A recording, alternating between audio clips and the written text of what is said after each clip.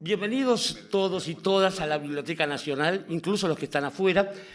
Es curioso el comienzo de un acto como este donde están representados, digo, incluso uno en la figura de su titular, el Ministerio de Defensa y el Ministerio de Cultura.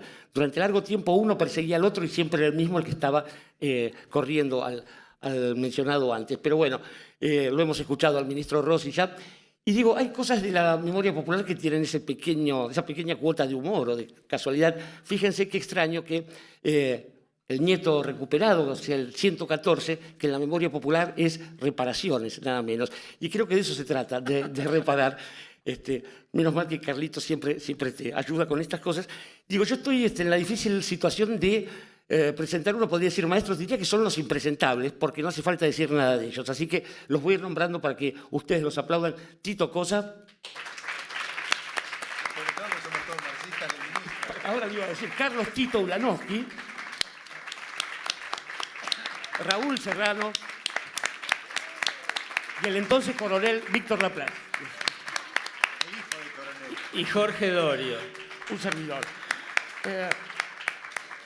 Digamos que hay ciertas cosas, ciertas costumbres que permanecen, así como hay una continuidad jurídica de los estados, hay una continuidad también vital de los malparidos, y no es casual que justamente se haya concentrado esta especie de fervor en la aparición de listas negras de artistas, intelectuales y comunicadores.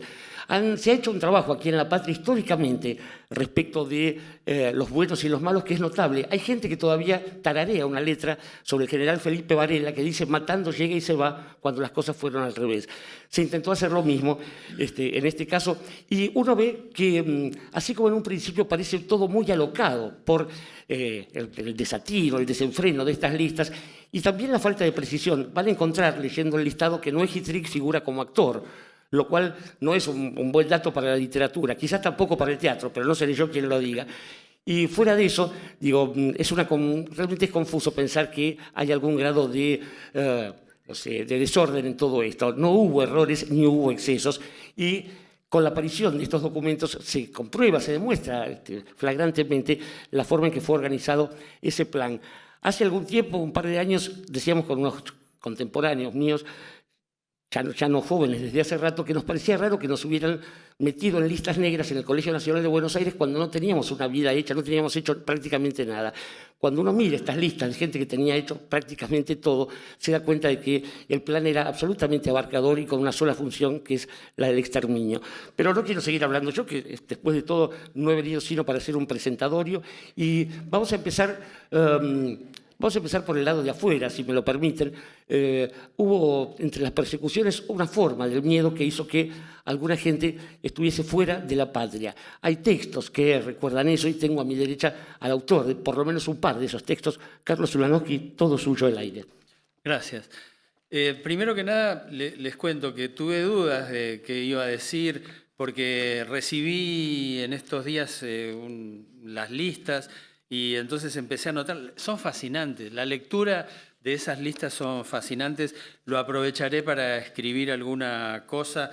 Y esto me llevó a buscar en mi casa algunos recortes de revistas que nos atacaban en los años previos incluso a la dictadura, revistas como El Caudillo, una revista de Guillermo Patricio Kelly, una revista, el Burgués, bueno, varias de esas las encontré y bueno, y también eso, alguna vez las tuve todas y también por miedo, por desagrado las tiré, ahora recuperé algunas, algún amigo me las pasó, pero bueno, todo lo que voy a contar yo ya lo escribí y lo publiqué, así que esto es lo que pienso realmente. Y lo publiqué en 2 libros, en uno que se llama Seamos felices mientras estamos aquí, que tuvo 3 vidas ya. La primera apareció en 1983 en Buenos Aires, aunque lo escribí en México. Luego hice una ampliación y corrección en el 2001, aquí también, y en el 2011 salió otra edición más reciente. El otro libro se llama Redacciones y es un libro que salió en el 2012, Redacciones, la profesión va por dentro se llama, y también me referí al tema. Este texto se llama Exiliados del Miedo, México 1982. En un ensayo publicado en la revista Nueva Sociedad de Caracas, el escritor Ángel Rama, un exiliado que vivió en Europa, fue expulsado de los Estados Unidos acusado de comunista y finalmente, siendo más uruguayo que nunca, adoptó la nacionalidad venezolana. Allí Rama señala diferencias entre las palabras exilio, a la que explica por su carácter de precariedad, pero que jamás omite el propósito de retorno, y emigración, a la que entiende como asimilación más definitiva a otro ámbito social, cultural y vital. Desde esa perspectiva erudita que plantea Rama, ¿qué éramos nosotros? Éramos gente que venía de sobrellevar una elección dolorosa, como es dejar el propio país sin una absoluta capacidad de elección. Llegábamos desde el miedo, ese límite riesgoso, desconocido. El miedo lo hace sentir a uno indefenso y ausente, desconocido y a menudo indigno. El miedo limita, hace sufrir, empequeñece, saca canas, quita esperanzas, esmerila el tiempo y aleja amigos. El miedo hizo su impacto en la Argentina de aquellos años que tuvo persecución, muertes por miles y terror cotidiano, y muchos somos los argentinos de antes y de después del miedo. Confieso que en un principio me molestaba, a mí mismo, claro, presentarme o que me presentaran como a un exiliado argentino. Ese era un término que venía asociado con la lucha política o con la militancia heroica de esos tiempos o desde el fondo de nuestra historia. No todos nos habíamos escapado de una cárcel clandestina, no todos podíamos esgrimir una razón terrible o dramática. Yo era simplemente un exiliado del miedo. El miedo a que me vinieran a buscar, el miedo a que me secuestraran, el miedo al salvajismo, el miedo a la muerte. Sin haber tenido experiencia de cárcel, venía de sentirme preso en la Argentina. Sin haber puesto jamás una bomba, todo parecía explotarme en las manos. Así estaban las cosas, y en ese sentido yo no tenía otra cosa que relatar. Ninguna cosa heroica, simplemente lo que había provocado en mí el temible huracán del miedo. A nuestros interlocutores que o por curiosidad o por insidia preguntaban por qué nos habíamos ido de la Argentina, se les podía responder con una respuesta que había perdido su carga maldita. La razón fue el miedo. Más tranquilo por esto, pienso que fue, ¿qué pasó con mi miedo? ¿Acaso aquel miedo a ser otro elegido para una muerte inexplicable lo cambié por otro más sofisticado? Le tomé un terrible miedo a los aviones en vuelo. Y ahí ando por los aeropuertos, cada vez que tengo que subir una máquina, bamboleando porque me llené de relajantes. Pienso que este nuevo miedo debe encubrir a otros, para los que no hay pastillas que valgan. El miedo de volver a vivir a la Argentina. El miedo a comparar lo que fui y lo que soy, a examinar mi historia y a poner a prueba mi identidad. El miedo a tener que volver para pelear un lugar que fue mío y no sé dónde está. En 2 ocasiones me fui del país y en las 2, tanto en 1974 como en 1977, empujado por mensajes que presagiaban cosas funestas. O al menos eso es lo que mi miedo me dictaba. Así como hay noruegos que vienen del frío, yo soy uno de tantos argentinos que vino del miedo. Un miedo que supongo nunca me saqué de encima. Apenas fui transformándolo en uno u otro síntoma. Buenos Aires, 2001. Para cualquier periodista con 5 centímetros de dignidad y lucidez, lo no escrito de nuestra profesión en aquellos años de miedo fue el siniestro espacio en el que murieron las palabras. Cada uno tendrá situado el principio de esta auténtica película de terror. El inicio de la mía data de 1972. Integraba la redacción del diario La Opinión cuando una tarde aquellos 2 pisos en donde trabajábamos se convirtió en un infierno de angustia y perplejidad. Un periodista, amigo, compañero de tareas, figuraba en la información política del día como uno de los detenidos en un violento procedimiento vinculado al secuestro de un empresario extranjero. El grupo de captores, perteneciente al Ejército Revolucionario del Pueblo, el ERP, aguardaba una negociación para concretar el pago del rescate cuando fue descubierto en una casa del sur de la ciudad. Podría asegurar que aquello fue un parteaguas en materia de seguridad personal, porque desde entonces, por varios años, nunca dejé de tener miedo. En esa ocasión, escuché por primera vez la palabra rastrillaje, que aludía a una modalidad de investigación y búsqueda de sospechosos que teóricamente debía realizarse casa por casa, departamento por departamento. En verdad que la promesa no se cumplió al pie de la letra, pero con la cantidad de lugares visitados y arrasados consiguieron expandir hacia arriba y hacia abajo una abrumadora sensación de indefensión, en especial entre los que, como yo, imaginábamos que tenía algo para ocultar. Luego llegó la breve primavera del 73, a la que adherimos con irrestricta felicidad hasta que volvió la oscuridad. Con el humor, la ironía y el desparpajo propios de los periodistas, en las redacciones se trataba de seguir pensando y diciendo que no pasaba nada. Aun cuando se intentaba soslayar la persecuta, al fin, en voz baja, se arribaba a los mismos temas: muerte y miedo. ¿Te enteraste de lo que pasó, de lo que le pasó a... Se lo llevaron, lo sacaron de su casa, le pincharon los teléfonos, me llegó un anónimo, le metieron un caño, lo encontraron asesinado en los bosques de Seiza? Mucho tiempo después me di cuenta que estaba parado en una vereda del pensamiento sumamente reconocible, aquella desde la que se buscaba cambiar el mundo que conocíamos por otro nuevo y para nosotros mejor. Participaba de la generalizada idea de la ilegitimidad de todos los gobiernos, empezando por aquellos que, aunque débiles, habían sido elegidos por el voto popular, y terminando e incluyendo a los militares que habían llegado de arrebato como salvadores de la patria para constituirse en la mano dura que muchos argentinos pedimos a gritos tantas veces. Descreíamos de las posibilidades transformadoras de la democracia.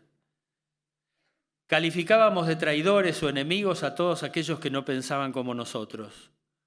Consentíamos formas de violencia que hoy deploramos, al menos yo. Admitíamos que existían muertes buenas y muertes malas. Éramos los que lamentábamos la muerte de un colega o de un militante y en petit comité celebrábamos la muerte de un militar o la de un empresario explotador, así como del otro lado se festejaban las muertes de nuestros amigos. Así vivíamos y así se moría. Sin pertenecer formalmente a la organización, pero sin desconocer el hecho, participé de un programa de radio producido por un área del Ministerio de Educación que manejaban los montoneros. Se podría alegar una y mil veces que el espacio, dirigido a una audiencia joven, no tenía claros fines políticos, ni era una oculta usina de adiestramiento, ni un espacio de manipulación. Igual, esa participación me planteó una fuerte autocrítica, en especial en relación con nuestro modo de valorizar los gobiernos civiles que teníamos. En México, escuché a un exiliado español contar su arrepentimiento porque nos pasamos toda nuestra juventud combatiendo la democracia y ahora nos tocará pasar nuestra vejez defendiéndola. El sentimiento colectivo de aquellos días fue magistralmente planteado por el artículo El miedo de los argentinos que Tomás Eloy Martínez publicó en La Opinión en agosto de 1975. Todo eso lo viví a la distancia, pero cuando en los meses de 1976 se preparaba el golpe militar para derrocar al inseguro y acorralado gobierno de la viuda de Perón, ya estaba de regreso en la Argentina. Y en las redacciones, pero en voz cada vez más tenue, se repetían funestos cuchicheos. Cayó, lo reventaron, perdió, lo fueron a buscar, estaba militando, no tenía nada que ver, pero figuraba en la agenda de, andaba en la joda, estaba metido. Cosas de la cabeza. Cuando en 1977 volví a irme no tenía la misma clase de miedo que en el 74, pero no sabría decir por qué. A partir del regreso en 1983, una de las preguntas que más recibí es si me había ido por propia voluntad o forzado por las circunstancias políticas de entonces. Las respuestas que daba en los primeros tiempos no eran iguales a las que daría hoy. Algo parecido me pasaba también en México. Jamás oculté, ni a jóvenes que necesitaban explicaciones desde la heroicidad, ni a personas de mi generación, que el gran motor de mi distanciamiento fue el miedo. Y dejé para mí que lejos del principal impulsor de la pavura, el miedo, replegado, doblegado, vestido con otros ropajes, siempre está. Bueno, y esto es lo que escribí en Redacciones en el 2012. Mi participación en el diario La Opinión resultó de una gran proyección para mí. Durante 1972 no solo hice centenares de notas para el diario que todavía guardo y ya son una montañita de papeles cada vez más gastados y amarillentos. En ese año también empecé en la primera mañana de LR2 Radio Argentina con Mario Mactas y Alejandro Dolina en un espacio humorístico al que titulamos Mañanitas Nocturnas. Un poco después me llamaron de una agencia de publicidad para que me hiciera cargo de una publicación mensual de humor que se llamaría Satiricón. Compartí la coordinación creativa con Mario Mactas. Él y yo, pero también otros dúos como Trillo y Dolina, Ginsburg y Abrevaya, Sansi y Grondona White, Alicia Galotti y Viviana Gómez, Sansón y Fontana Rosa, trabajábamos, escribíamos y dibujábamos a cuatro manos. Allí pasé 2 años formidables. Desarrollábamos un estilo de humor tan original como libre, completamente anclado en la realidad, con grandes dosis de sarcasmo y irreverencia y con frecuencia de crueldad. Pero la felicidad no sería para siempre. La realidad argentina, de la que cada mes arrancábamos innumerables temas, nos enseñó que nos resultaría imposible reírnos de todo. A partir de cuando Perón asumió su tercera presidencia, comenzamos a recibir sugerencias poniéndonos al tanto de que el querido general era muy aficionado a hacer bromas o a motejar a los demás, pero que les disgustaba sobremanera cuando alguien osaba decirlas acerca de su persona. Mientras Perón vivió, tratamos de pilotear la situación como pudimos, intentando otros caminos, estilos, como el humor chancho, el humor boludo, el humor negro, con los que hicimos ediciones especiales. A partir del fallecimiento de Perón, el 1 de julio del 74, lo que habían sido insinuaciones o advertencias se transformaron en aprietes cada vez más desembosados, conjuros inescrupulosos y amenazas violentas. En octubre de 1974, luego de una edición especial dedicada al humor sexual, el gobierno de Isabel Martínez clausuró por inmoral el número 24 de Satiricón y cerró la empresa editora con 4 llaves. Ya a esa altura en la Argentina se vivía un clima de violencia en crecimiento diario y varias de las revistas de ultraderecha que aparecían nos habían tomado de puntos a Mactas y a mí.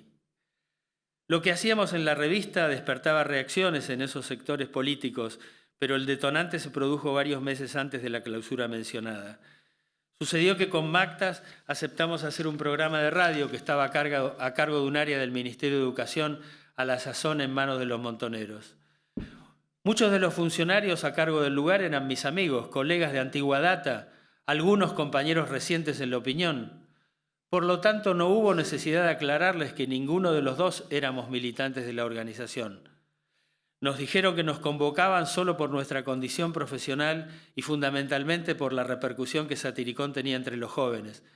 Y nosotros aceptamos, probablemente porque pensamos que se trataba de un trabajo más, de un nuevo sueldo y por la típica dificultad para decir que no. El programa, que iba por Radio Argentina de lunes a viernes de 23 a 1, se llamó Ruidos en la Cabeza y fue el motivo de que nuestras ya atribuladas mentes se llenaran de los peores sonidos. En un momento, de ese área del ministerio nos pidieron que condujéramos una conferencia de prensa en la que ellos anunciarían sus actividades del año 73. Uno de los importantes diarios que la cubrió consignó erróneamente que nosotros éramos los editores de una publicación que por millares llegaba a todos los alumnos de primaria del país. Y ese dato equivocado nos transformó en los enemigos públicos de algunas revistas de ultraderecha como Cabildo y en especial El Caudillo. ¿Qué hacen los pornógrafos de Satiricón metiéndose con la educación de nuestros chicos?, preguntaban en el mismo tono en que en las mismas páginas editoriales proclamaban que el mejor enemigo es el enemigo muerto. Fue imposible intentar una aclaración. Quedamos lamentablemente escrachados y cada uno reaccionó como pudo. Algunos abogados a los que consultamos nos dijeron que era poco y nada lo que se podía hacer a modo de defensa y nos ponían como ejemplo a Jacobo Timerman, que cada día era salpicado por una acusación semejante y probablemente peor. Tal vez no les dije a esos abogados con claridad que yo no era Timerman y que por primera vez en mi vida sentía a mi alrededor el piso movido. La traducción existencial de un temor indominable, el desagradable acompañamiento de una sensación creciente e inminente de que en cualquier momento vendrían por mí. En diciembre de 1973 los montoneros habían empezado a publicar el diario Noticias. Ese era otro de los lugares en donde muchos aspiraban a estar, y yo también, sin serias convicciones, pero también sin especulaciones. Entre agosto y noviembre de 1973, las dos principales organizaciones guerrilleras, el RP primero con El Mundo y Montoneros después con Noticias, llegaron al mercado de diarios matutinos. Existe, insisto con esto, tal vez sea difícil de entender, pero es así, un sentimiento reconocible en el periodista, una especie de presión social que yo padecí durante años. Por suerte hice un tratamiento láser y me curé de eso. Y es el de no soportar quedarse afuera de actividades o proyectos que se perciben como diferentes, especiales o únicos. Los diarios se hacen con profesionales y no con militantes políticos, me dijo el periodista amigo con el que tramité mi incorporación al diario Noticias, como respuesta a algo que yo dije y que él ya sabía, que no era un militante. Hoy a la distancia me pregunto, tratando de ser lo más honesto posible en la respuesta, ¿sería otra de mi demostración de mi ingenuidad política considerarme fuera de la organización? Tal vez estaba adentro o no lo sabía, o no habían tenido a bien informármelo, o no lo entendía, o me costaba admitirlo, conocedor de los riesgos que tal adscripción conllevaba y el enorme temor que me provocaba que me identificaran como tal. Una condición extraña, probablemente la peor, porque en el diario no me asumía como un profesional. ¿Cómo serlo en un lugar que había sido soñado para modificar la historia? Pero tampoco me sentía un militante como eran la mayoría de mis compañeros. Aunque a los pocos días me exigían como si lo fuera y me enviaban a hacer tareas francamente riesgosas. Andá a hacer una nota en la cola que se arma desde la madrugada alrededor del Ministerio de Bienestar Social. Bueno, fuimos, 3:30 de la mañana en Bondi, con una compañera fotógrafa lamentablemente desaparecida. Y al cuarto lamparazo vinieron los guardias y me dijeron, perdón. Bueno, por suerte les pude decir que era de Satiricón y me dijeron, ¿sos de Satiricón? Entonces quiero que nos mandes una colección encuadernada de Satiricón. Bueno, ahí zafé, pero bueno, quedó mi nombre y otras muchas cosas por el estilo. Trabajé allí en Noticias junto a hombres y mujeres sobresalientes de la profesión y de la vida y el diario era muy eficaz, cumpliendo su tarea activista y agitadora, pero yo casi nunca la pasé bien. Lamento mucho no haber podido gozar de estar cerca de extraordinarios periodistas e intelectuales. Un día, poco después del estallido de una bomba que voló una parte de la entrada al edificio, casi sin avisarle a nadie, me fui para no volver. Mi jornada laboral en ese momento era probablemente una cabal representación de mi cabeza. Arrancaba temprano, riéndome de la realidad en la radio. Luego la seguía pasando bien en Satiricón y finalmente iba a apretar los dientes a Noticias en donde la sensación era de riesgo permanente e inminente. Y para enfatizar todavía de un modo más dramático mi decisión mental, a las noches reaparecí y me mezclaba en mesas diversas del bar La Paz en la calle Corrientes. En mayo de 1974, cuando en la Plaza de Mayo Perón amonestó y expulsó a los militantes de la Juventud Peronista que lo habían interpelado con justos motivos, yo estaba muy lejos de allí. Recorría diversos medios de los Estados Unidos terminando una beca de extensión cultural de 45 días de duración que me habían otorgado por mis publicaciones en La Opinión. Tras finalizar la gira, llegué por primera vez y por solo 5 días al Distrito Federal Mexicano en breve visita, sin sospechar que unos pocos meses después estaría viviendo en la ciudad más extendida del planeta. A mi regreso, y en especial luego de la muerte de Perón, la escena argentina principal era la del terror indiscriminado. En esas circunstancias comencé a sentir una clase de miedo como nunca había sentido y a pensar que podía convertirme en el siguiente blanco móvil, como ya les había ocurrido a algunos periodistas cercanos y queridos. Para huir de ese terror que no era ni infundado ni irracional, con mi mujer, fotógrafa de la Agencia Noticias Argentinas y que por su pasada militancia tampoco la pasaba bien, pensamos que era el momento adecuado para tomar un poco de distancia. Aquella fue una verdadera partida hacia la nada, con la idea que nos dictaba nuestra singular perspicacia política dijimos, esto en 2 meses se calma. Gracias. No puedo privarme de comentar que hacia mediados de la década del 80, cuando lo conocí a Jacobo Timerman, y quería hacerme el simpático porque me iba a encargar mi primer artículo para el diario La Razón, empecé a citar gente con la que yo trabajaba ya en Radio Belgrano, como Carlitos Ulanowski, y en un momento Jacobo, mesándose sus anteojos, me dice, no te juntas mucho con esa gente. Y solo 20 segundos después, cuando le agarró una carcajada, me di cuenta que estaba hablando en broma. Escuchándolo a Carlos, no sé qué tal en broma hablaba, pero bueno. Quiero decirles que estando en este lugar es muy difícil no recordar a un querido amigo de muchos de nosotros, como era Elvio Vitali, como es Elvio Vitali, director de esta biblioteca y el mentor de la Gandhi en Buenos Aires. Y yo también puedo recordar a Nicolás Casullo, que fue una de las personas que, junto con Andrés Zavala, me llamaron para trabajar ahí en el área de comunicación social del Ministerio de Educación, que dirigía el doctor Tayana, que es el papá de Jorge Tayana. Bien.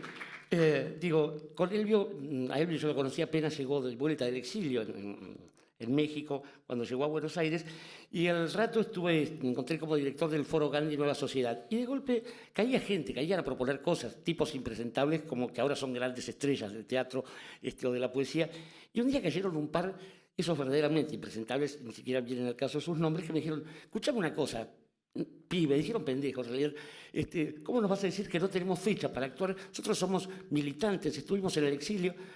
Ante ese tipo de tarjeta de presentación, lo voy a ver a Elvio, y Elvio, con el gesto habitual que solía hacer, que era hacer y ponerse una mano en el bolsillo, dijo, déjamelo. Y entonces hizo un pequeño discurso en el que decía que no habíamos pasado ellos, él y sus compañeros, tantos años en el exilio para dedicarse a alguna pelotudez como la de hacer una ronda de perdedores, sino que lo que queríamos en ese teatro era dedicarnos por una vez más a militar por la excelencia. Digo esto y es con esas palabras que presento a Raúl Serrano.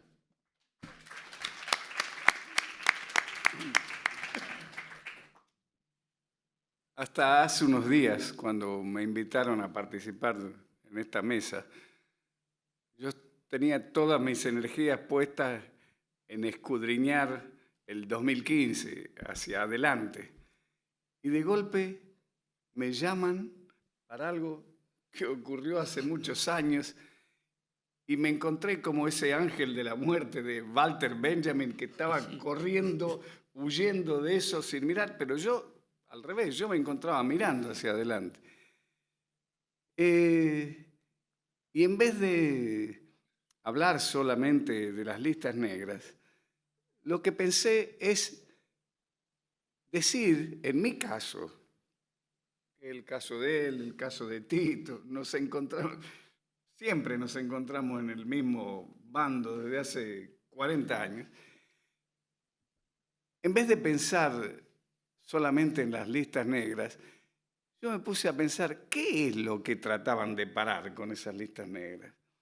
Les voy a contar en mi caso, que es bastante gracioso.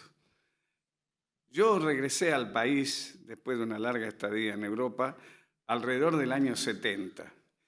Y una de las primeras puestas que hice fue Ceremonia al pie del obelisco, que fue un texto que trabajamos en conjunto con Walter Operto y en donde por primera vez en el teatro argentino aparecían Perón y Eva Perón, en una época en que había una ley que prohibía hablar del peronismo, y quiero agregar, y del comunismo. No era solamente del peronismo, sino también de los muchachos bolche que siempre tuvieron más o menos prohibido en este país. En ese momento, cuando hice la obra, todo el mundo, yo acababa de venir de Europa, todo el mundo creyó que yo era peronista porque aparecía Perón de una manera, como creo que debe ser recordado, haciendo un intento de repartir el pan en una escena que yo reivindico, que era una escena como la primera cena, pero además también recordaba que en el momento del golpe el general decía de la casa al trabajo y del trabajo a la casa. Pero todo el mundo creyó que yo era peronista. Y ahí empecé a estar en las listas negras. ¿Qué año era eso? Ese era alrededor del 71, 72, por ahí. Poco tiempo después empezó la aparición de la AAA. Voy a tratar de... Y a nuestro secretario general de actores lo amenazaron. Era uno de los principales amenazados. La respuesta nuestra desde la lista blanca fue organizar un aparato de defensa que durante 45 días se instaló en la casa del secretario general, defendiéndolo desde las 7 de la mañana hasta las 12 de la noche y llevándolo, incluso cuando viajó a México, lo llevamos hasta el aeropuerto. Este es otro motivo, probablemente por el cual a mí me pusieron en las listas negras.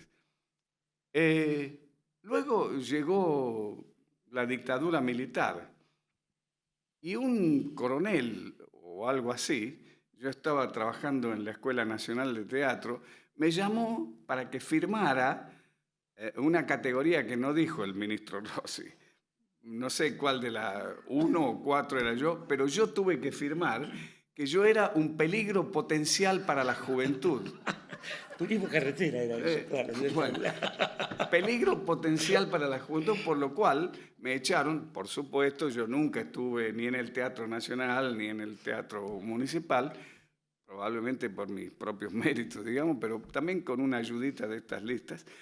Y no tuve una idea más peregrina que durante la dictadura militar, en el año 78, poner el proceso de Kafka. Quiero decirles que tuve que tener discusiones dentro de mi propio partido porque me decían, ¿cómo vas a poner un autor decadente? Y yo decía, este decadente contextuado en estas dictaduras va a sonar muy realista. Y así ocurrió. Yo no sé por qué, alguna vez vino un coronel a hablar conmigo que terminó la discusión diciéndome, pero esto ocurre en Praga en 1930. Y yo le dije, sí. Ese fue otro motivo por el cual me pusieron en las listas negras, supongo. Pero mi peregrinar, esto de ir a contramano, siempre me recuerdo del chiste ese del gallego que decía, uno, miles que iban, ¿no? Porque yo siempre me encontré así, yendo a contramano, ya en democracia, y esto tengo que decirlo, un asesor cultural del doctor Alfonsín prohibió que yo estuviera en la Escuela Nacional de Teatro porque era funcionario del PC. Y se equivocó, porque yo no era funcionario. Yo soy militante del PC, pero no soy funcionario del PC. De todas maneras, quiero recordarlo porque habrá listas negras, listas grises, y ahora, por lo que veo, hay listas blancas, porque me convocan aquí en la Biblioteca Nacional a hablar. ¿Y qué es lo que cambió? Mi actitud crítica con respecto a los poderes reaccionarios, no. Yo creo que lo que ha cambiado un poco, gracias al trabajo de la gente, es el gobierno y el contexto en el que nos encontramos en Argentina y América Latina, que hace que de golpe, de estar a contramano, ahora yo esté un poco más cómodo en esta situación, aunque no dejo de señalar la cantidad de cosas por resolver y los problemas que tenemos por delante. A mí me parece que es importante recordar que hoy, visto a la distancia, las listas negras son casi una broma con respecto a lo que pasó, porque fue lo menos grave de lo que pasó. Junto a esas listas negras hay millares de desaparecidos, millares de torturados. Y yo me callo una serie de acontecimientos que, por supuesto, como Ulanowski, me helaron la sangre en esa época, pero que no me impidieron, por suerte, porque esto rescato como mi propia identidad, no me impidieron situarme en este lugar de la crítica que espero seguir teniendo hasta el fin de mis días.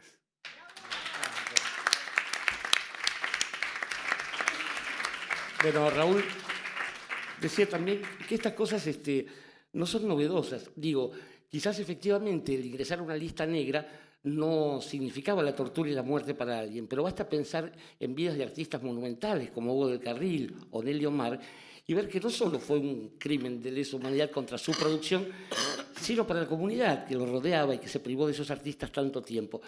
En los Estados Unidos hubo también listas negras, aquellas que del senador McCarthy prohibieron a Chaplin, pero se privaron o no se acordaron, no se dieron cuenta de que también tenían que prohibir a los actores peronistas.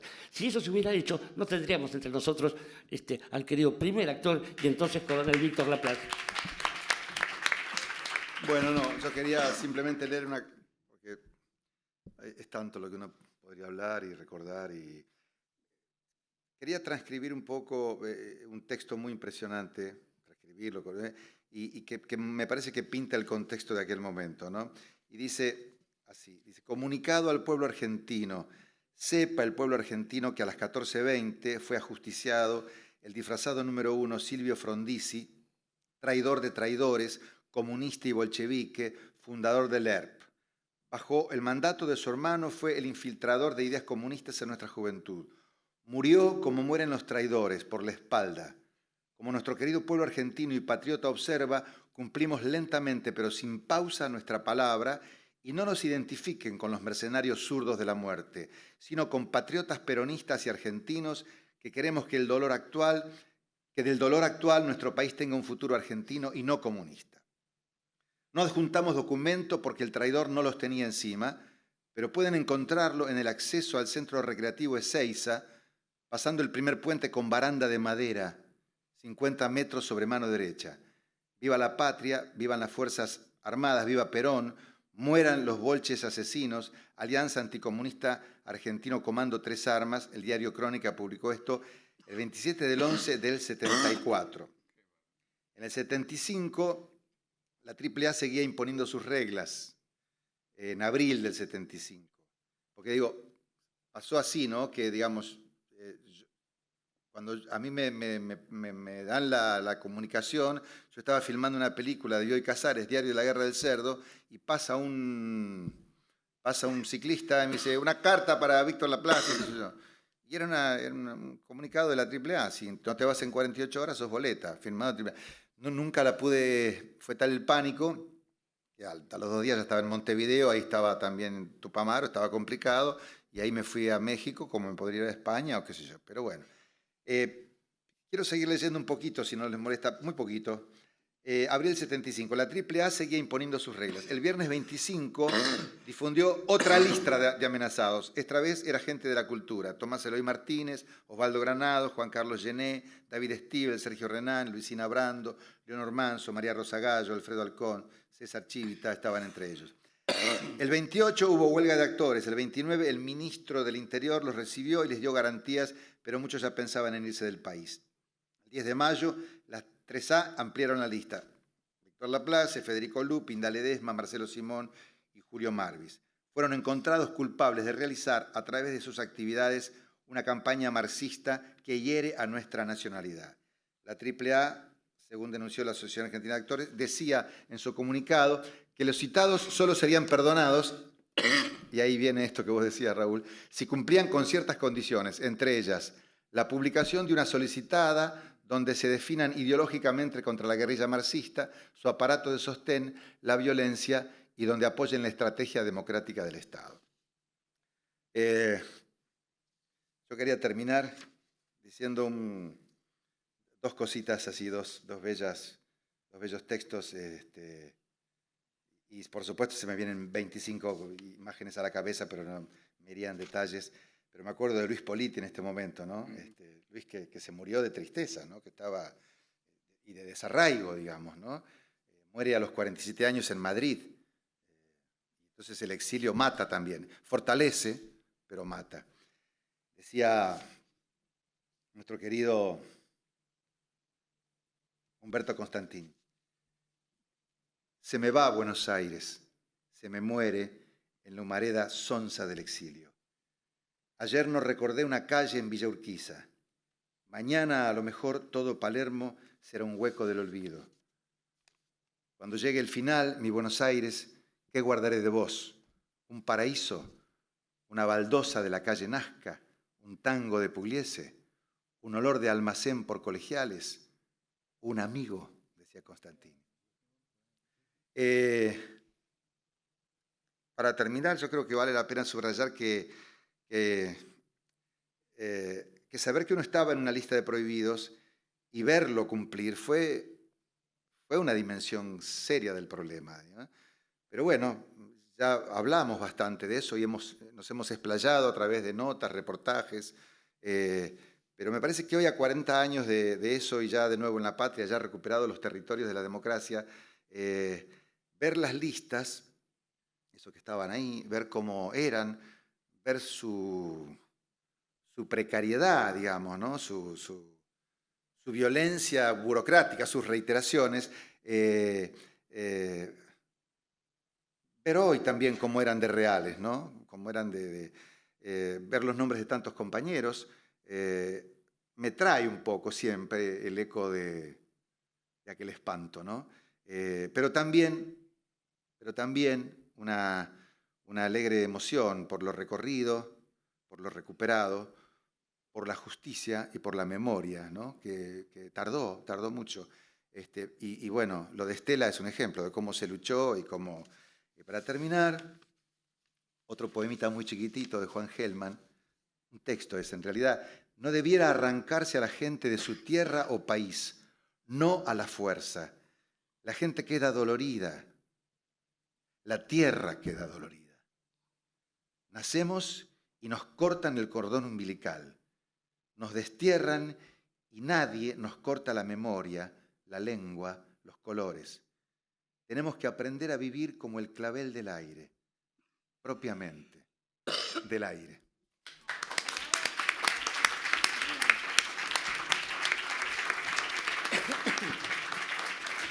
Escuchándolo a Víctor, pensaba que quizás dentro de unos pocos años nadie recuerde a un oficial superior cuyo grado es el de brigadier mayor y cuyo nombre es Mario Calleja, el oficial de la Fuerza Aérea que le acercó al ministro Rossi estas listas. Lo que seguramente nadie va a olvidar es quién era la comandante en jefe de las Fuerzas Armadas, legítima, la comandante en jefe democrática de esas Fuerzas Armadas. Pero no puedo menos también, cada vez que pasa esto, los que éramos un poco más chicos que los monstruos que tengo alrededor, los próceres que uno siempre ha visto en este tipo de situaciones, lo único que podíamos hacer en general era inventar chistes o hacer chistes para poder zafar un poco de la emoción y de la angustia. Pero algunos son emblemáticos de lo que ha pasado en estos días, y como esto no lo voy a poder contar ni en la radio ni en la tele, quiero contarlo brevemente aquí, porque esto tuvo que ver con comentarios que han surgido, por ejemplo, sobre Estela de Carlotto, diciendo, y además ahora roba cámara, por ejemplo, ¿no? Y lo he escuchado alguna vez sobre Tito Cosa, y dice, y este tipo además que las obras y ahora se las publican y las actúan, y además habla por la radio, pero mira vos, qué farabuste, cómo será. Digo, pensaba en un pequeño chiste, una pequeña moral que dice que en tiempos del Imperio Romano, se ponían a los cristianos, una de las gracias era poner a un cristiano enterrado en la arena con solo la cabeza afuera, y después soltar las bestias, las fieras. Entonces pasaba un león y le lamía la cabeza, relamiéndose los bigotes, hasta que por ahí, cuando un león pasa por encima de uno de estos cristianos, el cristiano le muerde los testículos y se los arranca. Y se escucha una voz desde las tribunas, de las gradas del Coliseo, que dice, ¡juga limpio, cristiano, hijo de puta! Digo,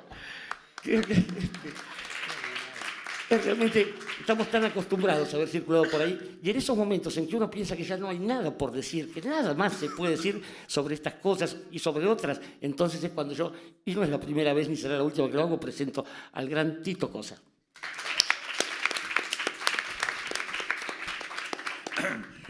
Bueno, lo de las listas, una de las cosas que me preguntan desde que aparecieron las listas es ¿qué te pasa? ¿Qué pasó? ¿Cómo? Y yo les decía, yo sabíamos de las listas. No hacía falta ser muy suspicaz ni muy inteligente porque las vivíamos, las listas. Sabíamos que estaban, se hablaba, se comentaba, vos estás en una lista negra. Yo incluso tuve un episodio, me contaron, un episodio personal. Había un grupo de autores que estaban permitidos, que estaban haciendo un programa para la televisión, que los canales estaban en manos del Estado y controlados por los militares, y necesitaban un autor, necesitaban un colaborador más. Y alguien dijo, che, ¿por qué no lo llaman? ¿Podrá Tito Cosa a lo mejor? Dice, bueno, averiguá, llama al canal, habla con el coronel de turno y le dice, coronel, nosotros queríamos ver si podíamos incorporar a Tito Cosa. Pausa. ¿Cosa Roberto? No. La lista estaba escrita, evidentemente. Así que no nos sorprendió, no nos sorprendió. La gran sorpresa, lo más importante de este hecho es que lo dio a conocer una Fuerza Armada. Es lo que dijo el ministro, ¿no? Es decir, no sé hasta dónde se va a poder avanzar, si pueden dar otras listas que tienen, si es que las tienen. Pero el hecho de que se reconozca desde una de las Fuerzas Armadas que tenían este procedimiento es un pequeño paso hacia mejorar la democracia. No es único el caso de las listas negras y de las prohibiciones, la que contó Raúl. De esa lista que vos leíste, Víctor, de los amenazados por las 3A, estaba yo también. ¿Sí? Porque en esa campaña de terror que aplicaba la AAA, un terror diferente porque no era el gobierno, pero tenía el permiso del gobierno, eran estas cosas, estas amenazas. Y nosotros estábamos haciendo un programa de televisión que se llamaba La Noche de los Grandes, que era un programa con un intento realmente de grandes. Vos lo dirigía Steven, estaba Gené, estaba Norma Leandro, Lupi, y estábamos los autores, que eran Carlos Omigliana, Ricardo Alac, yo, y amenazaron a todo el programa. Después se dijo que en realidad el gran amenazado era Chivita, que era el dueño de Abril, de la editorial Abril, que la cosa era por otro motivo, no tanto por la cultura, sino por un problema de presión económica o de negociado. Y teníamos, y bueno, yo hacía en el año 56, 57, Revolución Libertadora, como la llamaban. Yo me había conchavado en una revista de deporte mecánico, no entendía nada, pero bueno, como periodista me la rebuscaba. Entonces en Radio Antártida hicimos un programa, el dueño de la revista contrató un espacio en Radio Antártida. Deportes mecánicos, ciclistas y motociclistas. Entonces yo le decía, el programa tenía que hacer reportajes, era una cosa. Lo teníamos que hacer por escrito, llevarlos a un censor que los leía, a lo que decían los ciclistas y lo que preguntábamos nosotros, y dar ese permiso, que se producían cosas muy... Primero, los ciclistas no leían bien, no eran actores. Entonces era un disparate completo. Entonces dijimos, bueno, ¿qué es la solución? El grabador, el viejo geloso, compramos un viejo geloso y pasábamos. La grabación la escuchaba el censor. Los ciclistas hablaban de ciclismo, no podía. Tampoco uno le iba a preguntar qué opina de Perón, por supuesto. Entonces, pero bueno, tenía que leer. Y me acuerdo que le hicimos una vez un reportaje al dirigente de la entidad de los bicicleteros. Hay una entidad que se llama, que tiene un entero y tiene un tipo. Y el tipo, claro, yo le di el texto en la época que no teníamos el Geloso. Le di el texto escrito y el tipo, que era un empresario, qué sé yo, entonces empezó a improvisar, pero dentro del ciclismo improvisaba. Y el censor se agarraba y decía, oh, me van a matar, por favor. Bueno, eso también ocurrió. Y por eso digo yo, por el lo de la censura, incluso el primer gobierno de Perón no eran tampoco carmelitas descalzas. Así que, pero lo importante de esto me parece que es este hecho de que una Fuerza Armada haya entregado la documentación. No sé si los va a contagiar a los demás, si se va a avanzar, cuánto destruyeron, cuánto queda. Pero bueno, nosotros estábamos prohibidos. ¿Qué significaba estar en las listas? No trabajar en los teatros oficiales, que eran un espacio que para los autores no comerciales, bueno, era un espacio posible. Y después no trabajar en la televisión, como yo les decía, donde las televisoras eran en manos del Estado. En mi caso no, porque yo mucho nací, hice un par de programas como este que comenté, pero había autores que vivían de eso. Bueno, se recurría al seudónimo, pero de ese hecho y de otros que después se sumaron, que fue cuando una interventora en el Conservatorio Nacional de Arte Dramático, donde se forman los actores en la Escuela del Estado, eliminó la cátedra Teatro Argentino Contemporáneo. Es decir, eliminó nuestras obras. No sé. Y a partir de eso se produjo Teatro Abierto, que fue cuando el más delirante de todos, Osvaldo Dragún, dijo, salgamos todos juntos en un proyecto a las 6 de la tarde, en un teatro periférico, y salimos a mostrar que hay 21 autores todos juntos, ahí estamos. Y eso, bueno, después los militares con su torpeza, no diría habitual, pero a veces son tan torpes, quemaron el teatro. Y eso provocó que Teatro Abierto se convirtiera hoy en un emblema de la lucha contra la represión. Pero bueno, yo insisto, para mí lo más importante de que nos reunamos y de que yo recibí unas copias en el Congreso y que el ministro recorra el país llevándola y mostrando, eso es muy importantísimo, quizás no para destapar demasiadas cabezas, pero sí para decir, bueno, por primera vez las Fuerzas Armadas dieron un paso hacia la democracia. Gracias. Bueno, quiero comentarles que Carlitos Ulanowski me pedía que narrase algunas de las ricas anécdotas que nos tocó vivir en Radio Belgrano. Yo tenía 24 años, de golpe era gerente. Digo, creo que era mucho mayor ese desatino que encontrar a exoficiales de las Fuerzas Armadas como subgerentes artísticos que confesaban haber vendido los materiales, los discos de pasta para hacer peines, y agregaba, y nada menos que los Pantera, decía cosas por el estilo. Pero creo que afortunadamente hoy, después de haber perdido todo aquel proyecto, y no en manos de un golpe, sino en manos de un retroceso democrático, hoy en Radio Nacional estamos reviviendo ese clima, Carlos, y creo que Tito también, y creo que eso vale la pena. Alguien me había preguntado al comienzo, no sé si solo para molestar, si se podían hacer preguntas, pero se pueden hacer preguntas, así que, bueno, ¿ves lo que yo decía? Pero... Usted dijo que en el primer gobierno de Perón tampoco eran carmelitas descalzas, ¿a qué se refería? Había prohibido. Por eso quemamos las iglesias, ¿ves? No, había prohibidos, prohibidos hubo siempre.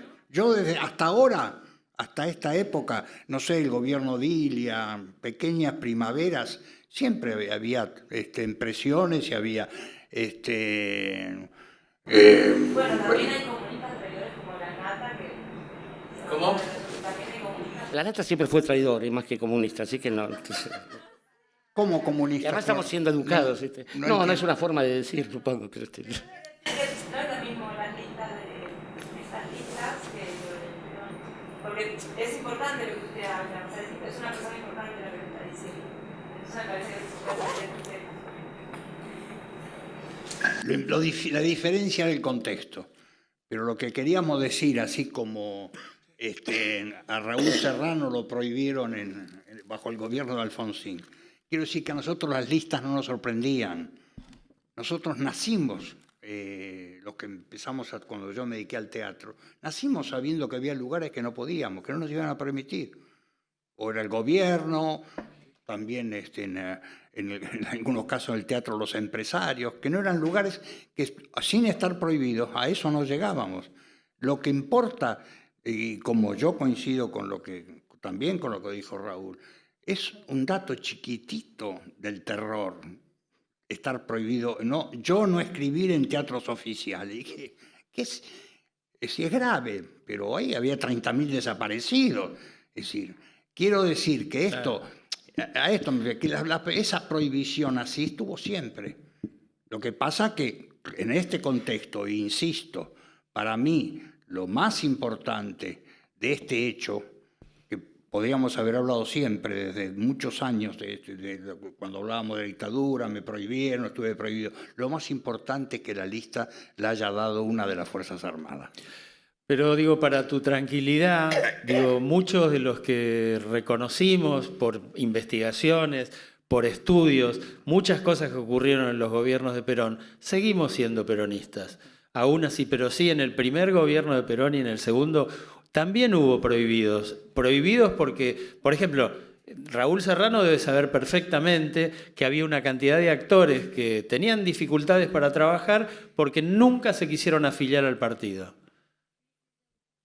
Y es así, es así. Y eso no quiere decir de poner en duda otras valiosas contribuciones y logros de los gobiernos peronistas.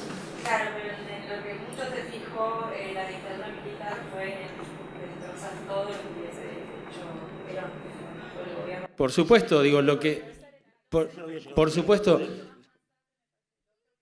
si vos hoy pudieras hablar con actores como Arturo García Burr, por ejemplo, ¿no? Petrone, qué sé yo, no sé, que fueron perseguidos durante la época de Perón, la misma Libertad Lamarque, ¿no?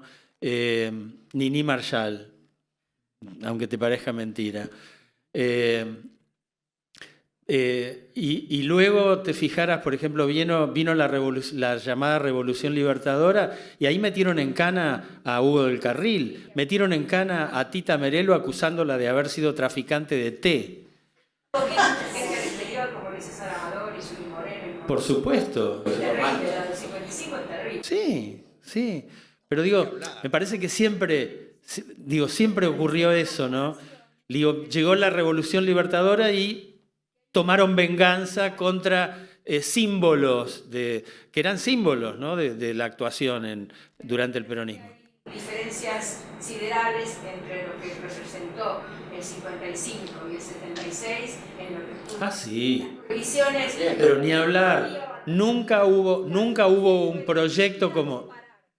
Pero señora, nunca hubo un proyecto de exterminio y de profundización de lo económico, ¿no? Porque eso también, digo, cuando alguien ahora habla de la dictadura, por suerte ahora se le llama dictadura cívico-militar, como dice Tati Almeida, también clerical, ¿no? Digo, me parece que esa es la denominación pertinente, ¿no? Digo, nunca hubo un proyecto como el que hubo a partir del 76, por supuesto, entonces fue distinto, claro.